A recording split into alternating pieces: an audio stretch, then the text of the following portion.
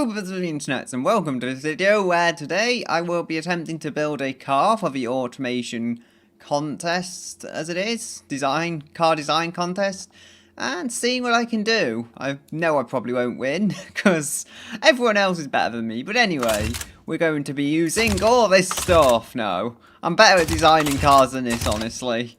I know what I'm doing, kind of.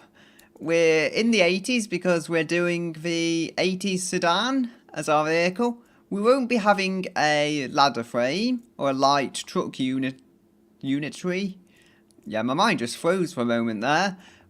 It's going to be pretty standard stuff for the day underneath, I think. Other than double wishbone front suspension.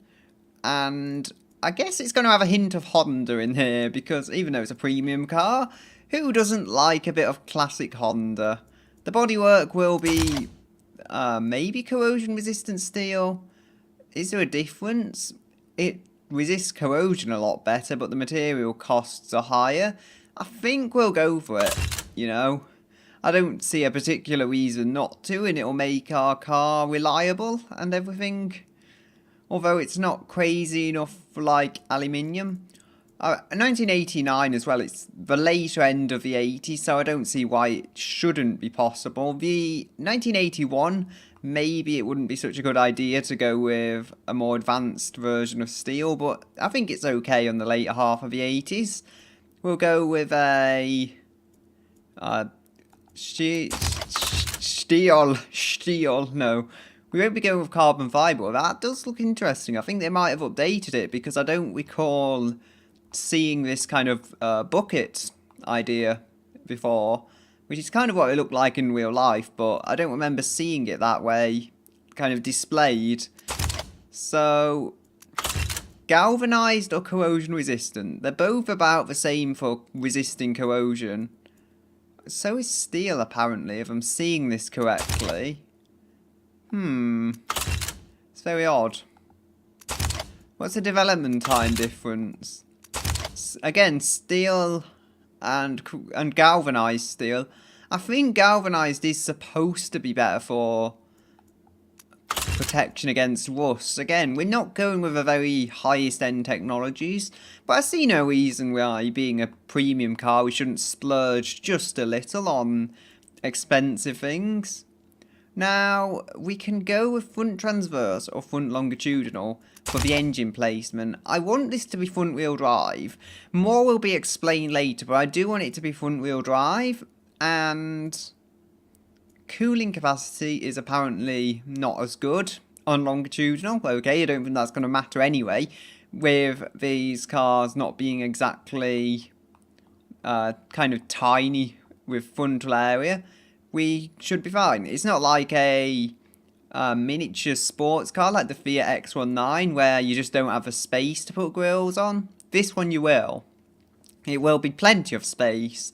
And we have sportiness is apparently the same. Okay. Service costs is apparently a lot lower on front longitudinal, which alone gives me happier thoughts about it. As I say, I do want it to be front wheel drive. We can go with longitudinal front wheel drive. It is a way of doing things. Cabin space is hurt though. You know, being a premium vehicle, I think transverse makes more sense then, because we are going for front wheel drive and we want more cabin space. So yeah, although having said that, that is for a layout mounted behind the front wheels. There have been variants of front wheel drive where it's been mounted in front of the front wheels, but automation somehow doesn't give us a choice there, so, you know, we'll have to go with transverse, I think. Production units are about the same. Transverse has been around for a while by this point. It's not like it's a brand new technology. Tameness, how is longitudinal a lot tamer? I don't know. I guess it must be. But that must only be if you're using front wheel drive, surely. Because if you're using rear drive, it wouldn't be so tame. We'll go with maybe trailing arm. I don't know. We have torsion beam, yes. I think this is pretty common among cheaper cars over time, but how is it for comfort? Which is going to be the main priority here. Comfort, it's slightly worse than trailing arm, but it's better than the non-independent. The other non-independents, I think this is a semi-independent technically, although I don't know about that. Maybe it's... No, actually, no, that must be non-independent suspension. I don't know. I think it'll do the job. A double wishbone as well at the front will help the performance of the car massively. We'll go with an engine of some kind. I would like an inline 5, but sadly I don't think we can do that. So, I mean, what should we go for? An inline 6? A V6 is probably as close as we'll get. Could go with a 90-degree V6. I think it's transversely mounted, isn't it, though? So, if that's the case, we'll prefer a 60-degree V6, ideally. And this V6 could be put in rear-wheel drive cars as well, but remember it is going to be used in our front-wheel drive cars, so that is something to bear in mind. Yeah, it's transverse, and that's the thing. A V6 is going to be complicated to service, but if you have a longitudinal layout, it won't be so bad. Now, everything has to be taken into account here, so I think we'll go with a 4-cylinder, inline 4. And we'll make it out of cast iron. We'll go with a 3-valve per cylinder engine, like Honda did use in a few of their 1980s cars, at least on the later half of the 80s where we are at the moment. We could possibly go with an aluminium head, but I don't see much point. I mean, cast iron is proven to be used with cast iron. It's been proven in many engines to work, and for a small weight saving, I can't really be bothered taking the potential reliability risk and increasing the costs. We'll go with cast iron internals again. It's all proven technology by this point in time. Ooh, VVT. Yeah, as I say about proven technology though, I don't know. My mind kind of wants it actually. But do we want it really? It adds engineering time. You know what? Let's go with what's essentially a VTEC. Only probably a lot heavier than a VTEC. Is it giving us? No, it's not giving us any details yet. We'll go with a naturally aspirated. Or maybe. It is predominantly a comfort vehicle, we must remember. So, we don't want crazy things going on, but I think we will actually. It's the 1980s, so turbos are in, really. Even if it's coming to the end of the 80s. Turbos are still cool, and we will have a turbo on our car. Maybe not a very good turbo, but a turbo nonetheless. We'll have fuel injection, again another up-and-coming technology in the 1980s. Try single point, see if I can get anything out of it. If it doesn't work, I don't know, I would say go to multi-point, but I don't want that level of complexity on it. Standard intake, and we'll go with regular fuel. Yeah, I think single point injection was pretty standard at the time in early days of fuel injection, either that or mechanical, but mechanical is, I think, a lot more money. It says somewhere. There we go, 243 versus 455, that is a lot more, and we don't want the fuel mixture that high actually. Normally I just lean it out because it gives me better fuel economy, basically, and I don't know, maybe that's the wrong way to go about things, but that's the way I do it. We'll go with a high-flow three-way catalytic converter, make this thing as economical as possible for something with a huge turbo stuck on the side. We'll go with a single reverse flow muffler, see if that does muffle anything. And the engine wants to explode, typically of my vehicles. And I'm saying "and" too much, it's because I don't really know what I'm doing. 3-valve per cylinder engines, I don't make many of them. Yeah, I should be able to just mess with the compression and get a result for now. It's not going to be powerful, but it will be powerful after I have come back to tune it. And there we go. If we can just raise this red line, we should be able to do that just a little. Yeah, 6,400 it gives us before it starts blowing up. So that's good. I mean, it doesn't sound like a lot of RPM, but it's actually pretty reasonable because it's going to be blowing up past that point. But we are going to adjust the engine so that point will get even higher and, you know, 6,400 will give us the power we need.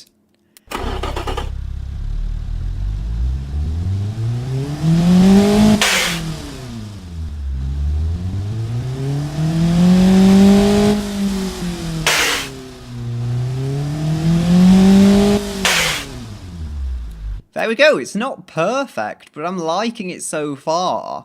The engine seems characterful enough. Now, yeah, that's one of the bodies. This is a coupe body. We have an estate, however. Kind of weird estate. I forget the name of it, but there was some Nissan in an old Gran Turismo game that you could actually remove individual body panels from it. It was quite a strange thing. You know what? How does this look? I can't seem to stretch the bodywork around. Oh no, it's okay. I know why I can't stretch the bodywork around. Because of being in the wrong menu. There we go. I've kind of made it a bit more normal in doing what I'm doing. A bit less of a coupe, but is that necessarily what we want? In my head it is, at least. We can bring it right back there. Yeah. If only actually, no. I want the weird doors. I just want to adjust the windscreen to be a bit more straight up, but I guess it would lose coupiness if it was like that. Yeah, try and angle that correctly to line up with the front one perhaps and give me a good angle. I'm liking this, but not as much as I could. But you know, it's a high performance estate of sorts from the 80s while still being front wheel drive. Just, if only I could... Ooh, I like it. I like it. It's kind of like, what's it? The Toyota 86. I forget the real name of it. Corolla something or other. I'm trying to drag the bodywork in that menu. I think it's just because the game has changed around. It looks almost like an Audi Quattro as well from certain angles. Yeah, this is very 80s. And in an odd coupey way. Bring that back in, that should give us better aerodynamics. Yes. Aerodynamics, we're using all the buzzwords of the 80s now. Turbo, aerodynamics, front wheel drive, tune, whatever. The things here that are mods that I can't use in the contest should say mod on them. So I should be good there. I think I know what I'm going to use. I think these ones.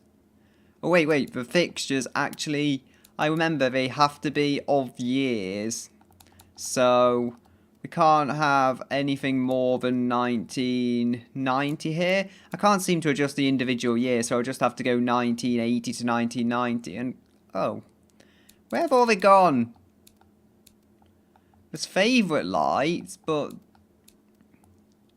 I don't know. It seems like there's no headlights from that era. This must be wrong, mustn't it? All from 1980 to 1990. No? Can I go from 2010 to 2020? No? Okay, 1980 to... No. 68 to 05. There we go. I'm kind of getting it now, so... Here are some we can use. They apparently work in 1945. I don't know. This stuff confuses me. Honestly, they're 05. They are 1960 to 1980. A lot of these aren't 60s headlights, really. Right, I think I'll go with a pair of these. Or I don't know if they're mods or not. It didn't say mod, but I think they might be, actually. Oh well, I don't want to get too into the design perspective anyway, because I'll just end up with something that's designed with loads of mods on it, so I'll come back to this. If I have updated it, you'll see it. We have various transmissions. We want a manual 5-speed, right in with the era, and the best kind of stuff available to us. I think those doors are too big actually, come to think of it, so yeah, those doors can get smaller. Just bring it back into proportion, really. Sadly, I can't seem to adjust the higher part of the door there. And the pillar. Pillar, that's it. I remembered. And it's still a bit big for my taste, but it works well enough. We'll go with a geared limited slip differential. Or, no, it's a premium car, but do we want to go mad? That's the question. We want a geared or a vicious? I think I'll go with a vicious. I think it's all we'll need, to be honest. We've got a differential. We'll go with radials, hard long life radials, and 205 front, perhaps.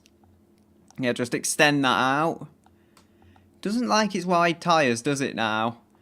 And 205 rear, once we extend them out. Come on. No. You needs to be bigger. Okay. That's not going to work. I'll have to just go with 185s all round. You made me do this. I don't like it, but I have to. Because I don't have much choice. Yep. They're not wide tyres, but they look wide on this because it's quite a small body. Ooh, can do that. Kind of give it a bit more racing flair. And what about the rear? We can bring the bumper out. Not sure we would want to do that, but just a little. There we go.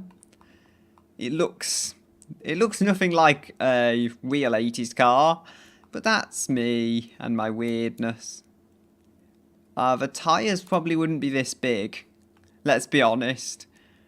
The wheels wouldn't be this big. What's going on in my mind today? Do we want alloy wheels? How much do they take? No, I don't think we want alloy wheels. Unless they're smaller alloys. Actually, come to think of it, they were back on the design pane, weren't they? Back over here. If we get these, if we make them a little smaller, something like 14 inches, maybe then we can get alloys. Because it'll increase the development time and everything, but there will be less alloy. No, the development time will be high regardless. 15 inches work well, I think. They're not too tiny and they're not too big to give you horrible comfort from the vehicle. We'll go with maybe solid discs on the front, one piston. And they can be really big if they need to be. We'll go with drums on the rear. It's a premium car, why do we need to go excessive with the technology? If drums do the job, they do the job. That's all I really have to say. It looks too much like an Asian economy car though, and not enough like a luxury car from any region really. It just looks like what the Japanese would have as a cheaper car in the 80s. We can go with a fully clad under tray or a semi-clad. I think semi-clad because of development time, unless possibly it is better for aerodynamics significantly, but I'll leave it on semi-clad for the time being because it seems good enough. We'll have 2 seats front and 3 rear. It gets that correct. We'll go with a premium interior and a standard cassette, maybe? No, we have a premium cassette player. That's the kind of technology we get. How is the engine bay full? There's not even anything in there right now. We'll go with some maybe variable hydraulic power steering. It doesn't come up with any material costs for them, oddly. Ooh, hydraulic. I think we'll go with hydraulic power steering. Maybe no, variable. It's a premium car. You get to have the extra features. You get to have traction control and anti-lock brakes because you are special and you bought a premium car, meaning you get premium treatment. We'll go with advanced safety. Got to keep you safe in that premium crash you're having right now. Oh, whatever that was fell. We have air suspension. No, that's too much for this car. We'll go with maybe progressive. I don't know. We don't want adaptive dampers. What's the cost and the production units?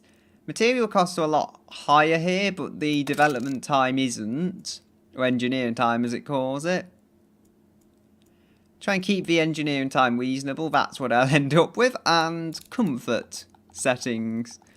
Yay! I mean, it can't be that high off the ground, surely. Like, shouldn't it sit just a little lower? Oh, all the problems. And not enough time to fix them. Ooh, floating suspension components, it's so high off the ground. Lower it to a point, and there we go. There is our kind of lowered, sportified coupe luxury thing from the 1980s. It is not the best, and people think it's a pony car. Okay? Why do I always think those things are toilets underneath the hearts? Yeah, it's doing quite well in that respect, but other than family sport, other categories, it's just not quite competing with. People think it's a convertible again. I don't know, maybe because it's got big windows. 26 miles per gallon. For an initial tune, that is not bad. If we can keep that up, you know, and get 250 horsepower or something crazy from it. I mean, not that this is designed for power, but if we could get that power, it would not hurt one bit. And, you know, it would probably help it in the markets. I don't see why it'll be a pony car, though. It's front-wheel drive. Now, I mean, I'm just going to do one last thing here before I leave for the engine tune-up. I'm just going to see what small things I can do that can maybe gain huge amounts of power for me. Now, I had 144 there. Ah, we can go on cam profile, yes. I mean, this is thrown together, but I just want to prove that this can and will make power if you push the engine. So, there we go, 179. You'll see the power curve itself is horrible at the moment, but times will change, and so will that. But anyway, I'm going to fix this and return. And I return, and of all things I've done, I have taken it round a test track. I've got a 2 minutes 29.13 time. Just before I get that over with and really do it before I show you the crazy design I've gone with this. And yeah, you'll see it's just beaten the MDF Flywood, a much more modern, if less powerful sports car. I said I weren't going for a sporty feel. All will be explained. It's beaten a super sport van, it's beaten the Board Fox Speed. Again, a much more modern car than this is. And it's not done too bad overall. It's still beaten by a fair few things, a Fiat Coupe style thing. But again, it's more modern. You would expect it to be quicker. Beaten by the Speedy Mabob and the Retro Mabob V8. Mine, that's older, but it was a supercar, so it's forgivable. Anyway, here is the design, yes.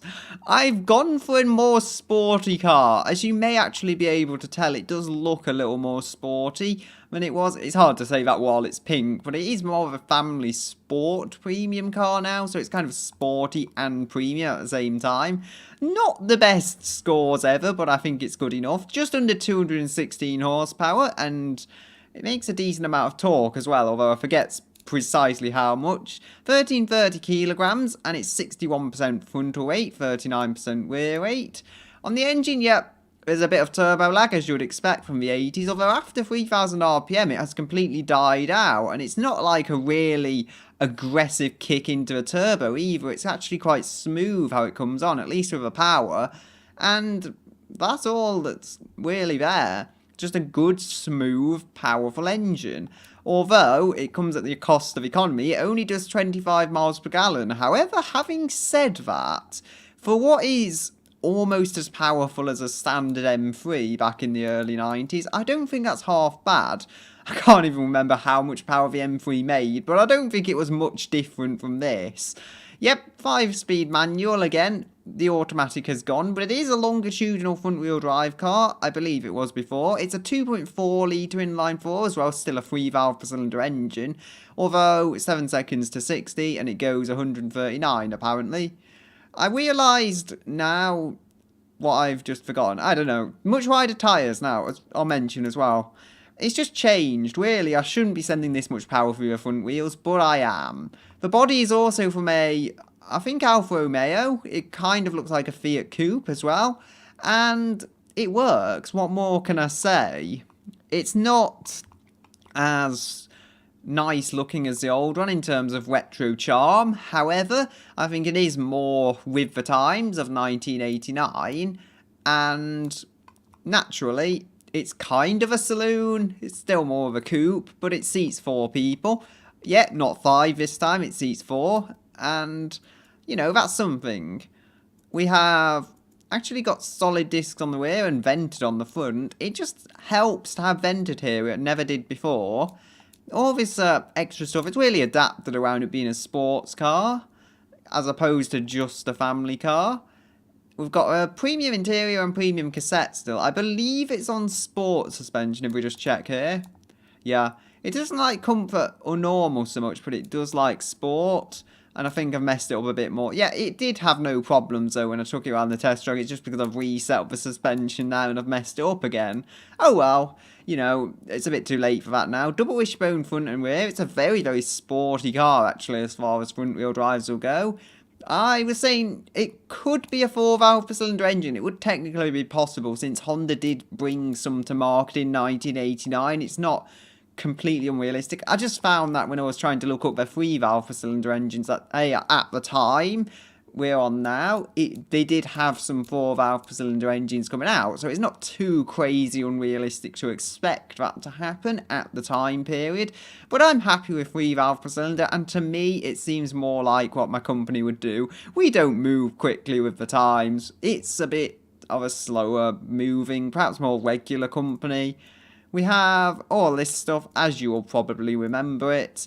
Not too much changed around there. I did try transverse engine, it didn't really help anything. The exhaust is pretty big. And also there is one crucial thing I have changed. Maybe I can increase the market rating by going for reverse flow. At least one reverse flow, but they, I believe, restrict the engine. So if we go with that, yeah, it blocks it. Because the exhaust is small as it is. The exhaust is large as it is. I can't bear to make it any larger, to be honest, than 70mm. That's pretty huge.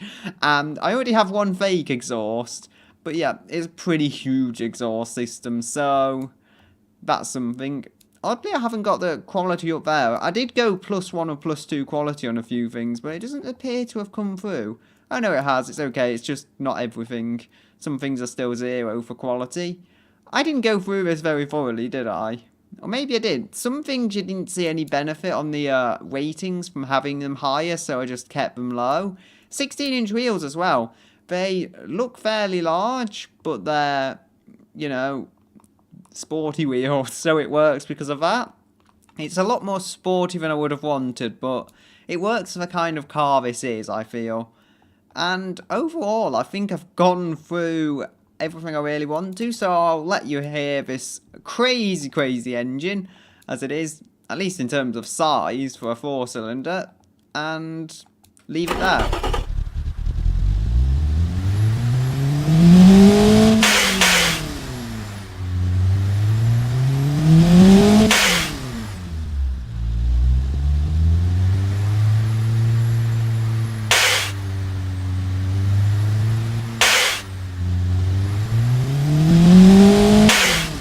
There we go.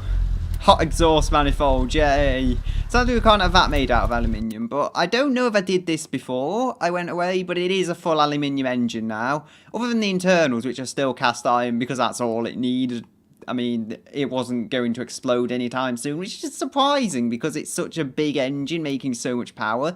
But again, it's not actually that stressed as an engine, as I was just trying to say, because when you think about it, all things considered, it's a 2.4 litre engine making about 220 horsepower. Now, I believe smaller Honda engines have made about 220 horsepower, so, you know, the fact that you're pushing less bhp per litre than perhaps a few engines of the late 80s, early 90s, it does hold it in quite good regard, I think, for how it performs. And overall, it should be quite reliable. It is over 60, which I think is a good reliability score, but I'm not so sure. Yeah, I just have to hope it is. The suspension will probably shatter itself with being as stiff as it is, unnecessarily. We've got 25 miles per gallon. Yep, not set up for fuel economy, but set up for sportiness, as you can probably tell. We've got all 5 gears, all usable, which would actually be pretty good at a circuit like Lisarf, where I had a go on at Forza actually just earlier today, and the car was set up very wrong for it. It was set up for economy, but, you know, you just don't need that because you miss out on using 2 other gears. So this would actually have more usable gears in that kind of scenario. Now, I have taken it around the test track, and as you saw, it did well. For a car of this era, I don't think it's done badly at all. Weight balance is as you would expect for a front-wheel drive of this era, 61% front. And overall, I don't think I've done too bad a job. I said the economy is poor, but so the economy would be poor when we were trying to build something kind of sporty.